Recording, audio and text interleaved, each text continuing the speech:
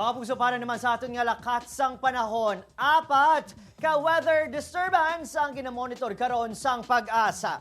Si Bagyo Maymay ang ulihingan ng siplatan, 190 kilometers na silangan nga bahin sang kasiguran Aurora. Maglawa sa Bagyo, may low pressure area kan LPA pa nga masulod sa PAR. Ulihin na siplatan, 650 kilometers na katungdan nga bahin sang San Jose, Occidental Mindoro.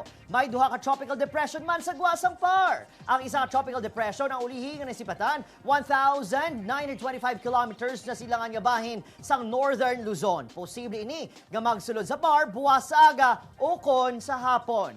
Ang isa pa ka tropical depression ang ulihingan ng sipatan, 2,980 kilometers sa silangan nga bahin sang Southern Luzon. Ang nasambit nga mga weather disturbances ang sa aron wala sa epekto sa riyon. Ang magalumon nga kalingtan, lap-talap nga pag-ulan, pagpanaguob kag pagpangilat sa Western Visayas, ang tugas ng localized thunderstorms. Mahinay, tubtob kasarangan ng hangin kag balod sa riyon.